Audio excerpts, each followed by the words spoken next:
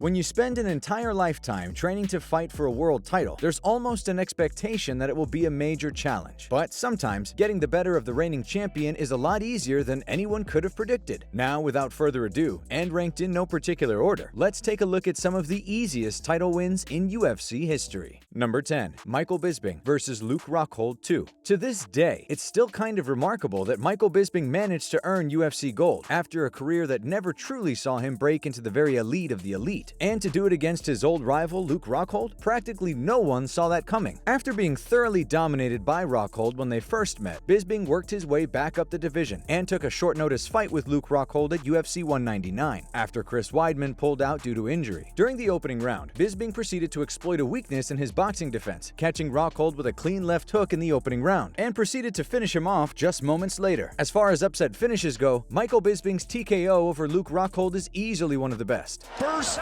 title shot. He says that was easy. Wow. Number 9. Anthony Pettis vs. Benson Henderson 2. When they first met in 2010, Anthony Pettis and Ben Henderson delivered a fantastic fight over 5 rounds, and saw Pettis pull off his iconic Showtime kick. It was an instant classic, and one that closed off the WEC era in style. But by the time Benson Henderson rose up to claim UFC gold in his new promotion, his old foe, Anthony Pettis, was really starting to pick up steam. And when their rematch was scheduled for UFC 164, it wasn't anything like their first bout. After connecting with a few hard shots to the body of Henderson, Pettis threw an acrobatic kick that resulted in a takedown for Henderson. But Anthony Pettis was prepared for this, and after latching onto his arm, he quickly locked in an armbar to force the tap, finishing the fight at the end of the opening round. Considering how tough their first fight was, Pettis must have been quite pleased with the ease of their second meeting. Number 8. Junior Dos Santos vs. Cain Velasquez 1. Sometimes, one shot in the heavyweight division is all it takes to get the job done. And for Junior Dos Santos, after making his promotional debut with a knockout of Fabricio Verdum, he would continue to work his way up the rankings, which eventually earned him a title shot against the champion, Cain Velasquez, someone who looks set to rule the division with an iron fist. The two faced off in November of 2011, and were set to headline the UFC's first event on Fox. But before Cain could grab a hold of JDS and begin to implement his wrestling, Dos Santos caught him with a big overhand right, finishing the fight in just 64 seconds. On that day, a new champion was crowned, and though Cain Velasquez would eventually rebound and dominate him in the rematch, this win was quite an achievement, and one that Dos Santos pulled off with relative ease. Number 7. Tyron Woodley vs. Robbie Lawler. Chins don't usually get better with age, and after brutal wars with Rory McDonald and Carlos Condit, it's possible that Robbie Lawler's durability had taken a hit. But even with that being said, Tyron Woodley still hits like a truck, and when the Chosen One returned from an 18-month layoff to challenge Robbie Lawler at UFC 201, what happened next was truly stunning to watch. Once the fight got underway, Woodley stalked Lawler from the opening bell, being the first fighter in quite some time to have a clear power advantage over the champion. By the time the fight had barely crossed the 2-minute mark, Woodley fired off a massive right hand, finishing the champion just seconds later. In the blink of an eye, Lawler's title reign had come to an end, and all it took was one punch. A huge win for Tyron Woodley, and a somewhat surprising end to the Robbie Lawler era. I was just sitting back a little too much, and he took advantage of it. It was his night.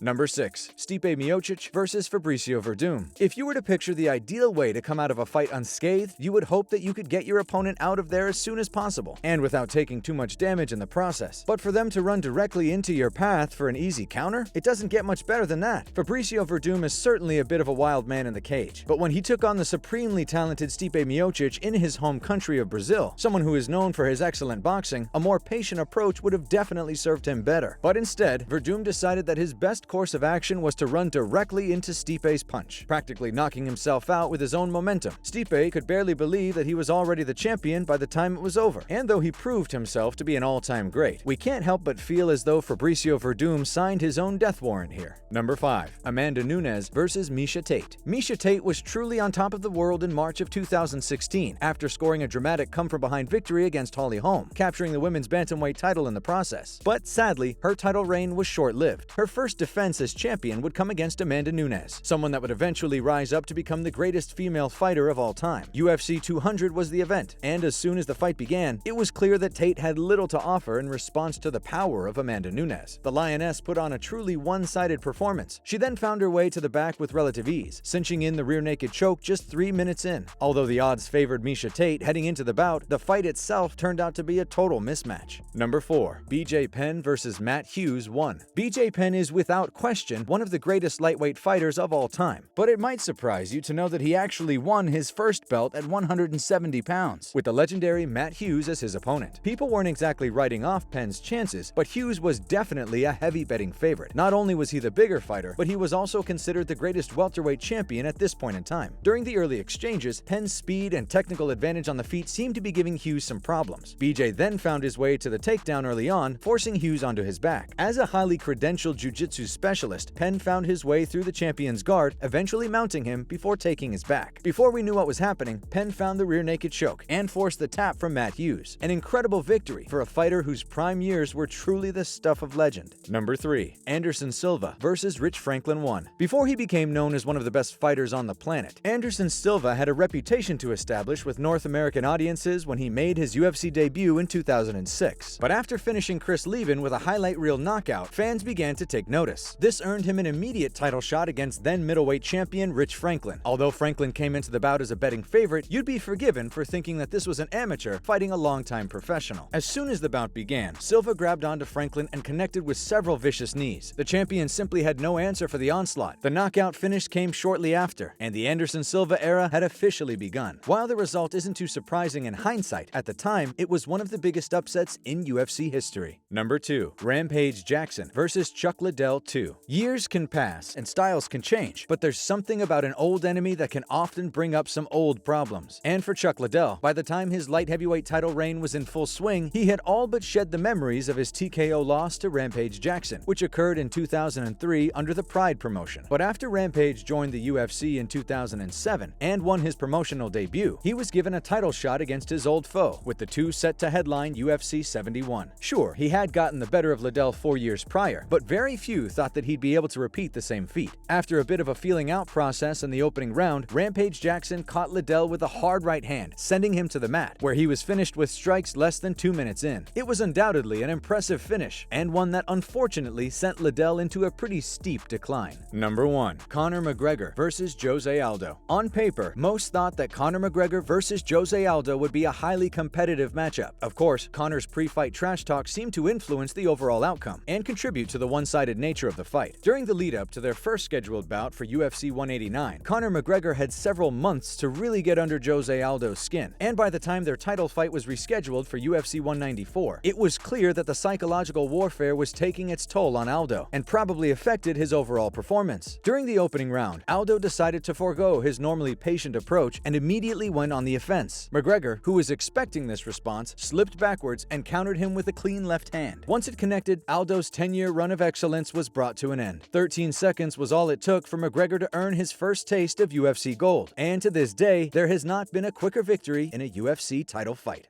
As always, if you guys enjoyed the video, please be sure to let me know by leaving a like and subscribing to our channel. Apart from that, thanks so much for watching, and we'll see you on the next one.